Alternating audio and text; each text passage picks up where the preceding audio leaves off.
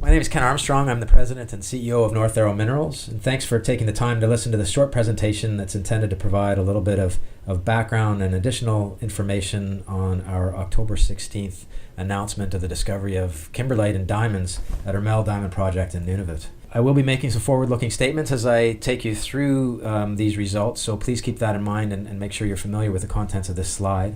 I think the discovery of diamonds at Mel is really important for North Arrow. It helps to validate our approach to diamond exploration in Canada, which is to maintain a portfolio of projects that run from more advanced all the way down to more grassroots activities.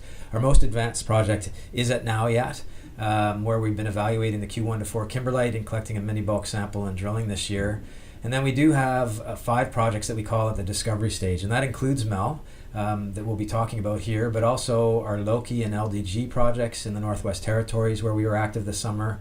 We're just wrapping up some work at Piku in Saskatchewan, and we also have some drill-ready targets at Lux, and then some more grassroots ideas that we're also evaluating. But the real focus of this presentation is just to take you through Mel and where the project's at now that we found diamonds there. In terms of location, the project is located on the Melville Peninsula. It's about 140 kilometers south of the community of Hull Beach and about 210 kilometers to the northeast of Nunavut. There's a number of known kimberlite fields on the peninsula. There's the Aviat kimberlites that Stornoway discovered a little over 10 years ago. There's Nunavut, where I mentioned we're conducting further evaluation on Q1 to 4. And then also another cluster of kimberlites were discovered by North Arrow and Stornoway and BHP a little over 10 years ago on Wales Island. But Mel is a totally new location. We've been picking away at it over the last 4 years or so. Haven't spent a whole lot of money to get to the point where we are today with the discovery of diamondiferous kimberlites. And importantly, as I'll show you, we're permitted for an exploration camp and drilling in 2018, and we're actually doing a little more staking right now as well to expand the land position. This is a map that shows the public data set at that time, and it's these results that form the basis of our decision to acquire the property. Just as a reminder, what we see here on the little crosses would be till samples in the public data set that came back with no indicator minerals, and then the red circles are samples that had indicator minerals in them. In this case, we've just used one color, but generally the larger the size of the circle we see, the more grains there are. And we acquired the original land position based on this information, and then over the last few years of till sampling, been able to work our way back to a source and the discovery that we made, which is shown here by the green triangle. Obviously, to do that work took a lot more till sampling than we saw on the previous slide, and this is what our till sample results look like right now in the northern Mel area. Sampling over 4 years, in the neighborhood about 500 total samples have been collected. Again, in this case, if we see just a single dot, that's a sample that has no indicator minerals in it, and then we see the pies, and the bigger the pie, the more grains. And one difference on this plot is that we're breaking down the types of indicator minerals based on color. So when we see gray, that means ilmenite. Orange would be orange or eclogitic garnets. Red would be pyrope garnets. And those are the 3 minerals that make up the vast majority of the indicators that we're seeing. But from this work, we were able to chase the indicator mineral in the up ice direction, so down to the southwest, to the point where we're getting more and more indicator minerals, and then they just stop. We have several lines of samples in the southwest corner here where there are no indicator minerals, and that told us that the trains were very well cut off and that we'd have a pretty decent chance at finding kimberlite in close proximity to those high count samples. And so in 2017, that's what we focused on. We identified 3 main trains, train 1 in the north, 2 in the south, and then a central train 3, and we focused our efforts just on prospecting right at the heads of these trains, and that work through August of 2017 led to the discovery of the ML8 kimberlite, which is the bigger green triangle here. We also found a little bit of float about 500 meters further to the east. But this was the result that we were looking for. In terms of the main ML8 discovery area, this is a shot of it from the air. The kimberlite was discovered over about a 100-meter stretch heading northwards from the shoreline of a small lake. The lake is about 200 meters by 400 meters in size, and we were actually able to see kimberlite float in the lake underneath the water, extending out 5 or 6 feet before the water got too deep and the guys couldn't see it any further. The kimberlite presented as angular boulders up to about a half meter in diameter. A lot of them interspersed with other boulders of local country rock. Just taking a closer look at this one particular hand sample, it's pretty typical of what was found. Medium to very coarse grained, a lot of olivine, prominent number of garnets in particular in this sample. There's a number of nice rounded and angular garnets we can see here. Most of them in this hand sample are orange or eclogitic. Ilmenite was also seen. And in polished section, we can get an idea too of just how rounded some of the olivines were. The big olivine on the right-hand side here is about a centimeter and a half in its longest dimension, a little bit more, a couple of nice rounded garnets, and then even one little microxenolith where we have a peridotitic garnet within the olivine grain that's pointed out here. So the important thing here is having coarse olivines, coarse mantle minerals brought to the surface within the kimberlite is encouraging. And what it would really mean is that if there happened to be diamonds in the mantle that was sampled by the kimberlitic melt, that those diamonds could be brought to the surface as well. And so that's what we tested with a sample of the ML8 kimberlite. We collected and submitted 62 kilos, recovered 23 diamonds, with the largest stone sitting on the plus 0.85 millimeter screen. And when we plot up the distribution of the various sizes of the diamonds that are recovered, they compare pretty well to the other diamondiferous kimberlite fields on the Melville Peninsula at Aviat, in this case using AV1 and the Q1 to 4 kimberlite. It is a small sample and it's of weathered float, so it's definitely just a start here, but seeing a distribution of diamonds on all the various sieve sizes in the microdiamond data is very important and certainly is encouraging, and means that we need to get back, collect a bigger sample, and actually drill test ML8 to see how big it is and to get a proper sample for testing it for diamonds. And then of course looking at the opportunities for the discovery of additional bodies at the project. And from the till sampling data we have, there are plenty of opportunities to make additional discoveries. And I'll just try and quickly take you through what some of those targets might look like. This is our till sample data again, and showing the location of the ML8 discovery in relation to the till sampling data.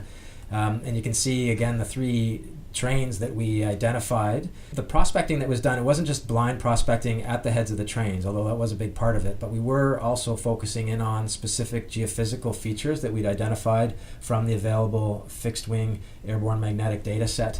This is a vertical gradient colored image of the data that we have, or a portion of the data that we have. And just sort of zooming in on that area, you can see some of the targets that we were identifying. There's 2 obvious targets, 6 and 7, we can see up in the upper right corner of the diagram, and those are very obvious, very nice, discrete magnetic features. They're not overly strongly magnetic bodies, but they're very real, and unfortunately prospecting them, they're totally covered with overburden, and so they do remain unexplained. They're up within the indicator train, and we also then focused on a series of subtle features that were right at the heads of these trains, and focused some of our prospecting on those. And here you can see where the ML8 discovery was located. We'll be using our little hand sample as an indicator through a number of these slides, but just also an air photo to give you an idea of the terrain. But if we focus on the area of ML8, here again is a different shot from the air pointing to the discovery location. As well, on the bottom we have 2 profiles of the magnetic data along flight lines. The profile on the lower right, you can see the magnetic blip that represents ML8. And we now know that it's a real feature. The kimberlite itself is magnetic. We have a handle now on what the magnetic susceptibility of the kimberlite is and what the magnetic susceptibility of the surrounding country rock is, and it'll really help us with modeling some of these features going forward. But that ML8 target is real, and you can see there's another similar feature at target 1 just to the north, and that's the profile we see on the lower right hand side. And then down to the south of ML8 there's another feature that we call target 9, which is also very interesting. It sits essentially right at the head of mineral train 3, so the middle of the 3 indicator trains that we've been looking at. Here's another photo and another profile of the ML9 feature, and then a photo just in the bottom right here that just shows what the terrain is like right over this magnetic target. And it's very flat, overburden covered, and really just trying to get across that a lot could be hidden underneath that till plane. And this is another target that we're gonna need to evaluate in 2018. Train 2 is the strongest train we have. It's the most well-defined and certainly has the highest indicator counts, with samples returning from hundreds of indicator minerals up to one sample in particular that returned over 1,300 indicator minerals. Prospecting at the head of this train did not result in a discovery, but importantly, immediately up ice from that strongest till sample anomaly, there's a low swampy area that is prospective, and it corresponds with a relatively weak magnetic feature that is almost coincident with a VLF-EM anomaly that we'd identified. And so this is another area where with more geophysics, we'll be able to pin down the extent of that target better, and we'll be looking to drill test it in 2018.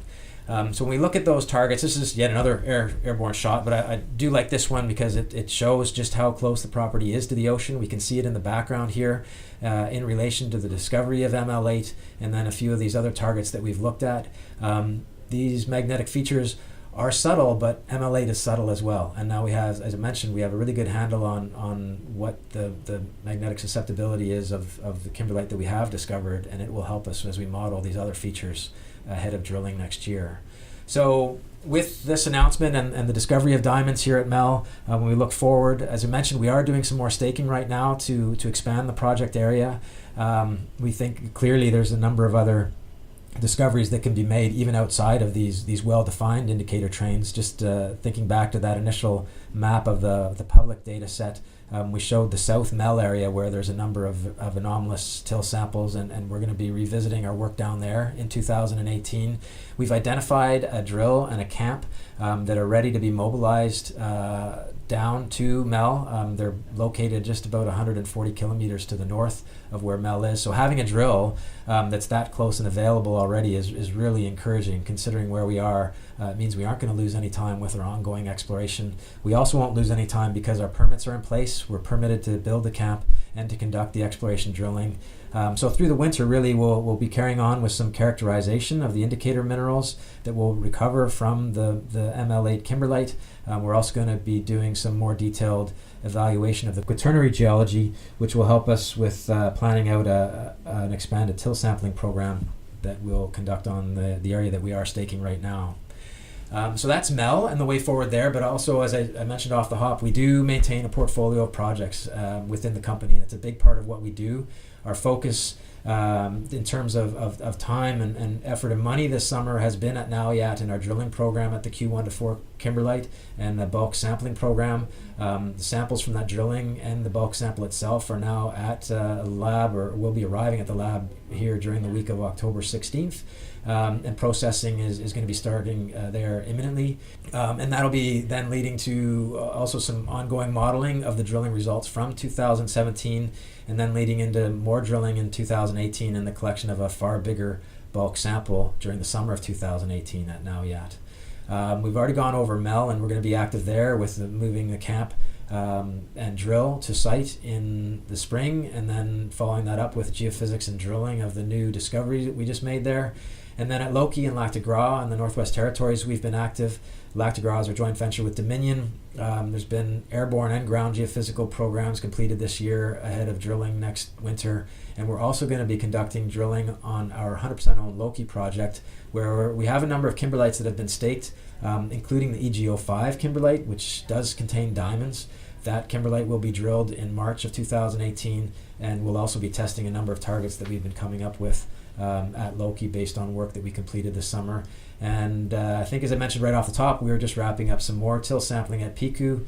Piku is a discovery we made in 2013. 10 kimberlites discovered so far. Every kimberlite we've tested has proven to be diamond bearing. We have a number of drill ready targets there, and the till sampling we're just completing is intended to help add to that target list ahead of further drilling at Piku. And then we have a number of other projects that we've been picking away at, and like to point out our land position just north of TMAC's Hope Bay gold mine in Nunavut as well. So a lot on the go for North Arrow, and we're going to have a pretty steady stream of news to come from those projects. Just a nice photo, or a couple of photos here to end on with Mel. This is the piece of kimberlite that started it all this summer. This was the first bit of float that was found by Mike McMoran, and then he and Regan Chernish were able to quickly zero in on the main discovery at ML8. A real good piece of prospecting work by these guys, and is a very good start on the Mel project. It's great to make a discovery ahead of drilling. It gives us confidence when we get there in 2018. We're going to be drilling kimberlite, and that kimberlite has diamonds in it. So look forward to keeping you all informed on our progress on Mel, and then on our other projects as well. Thanks very much for listening.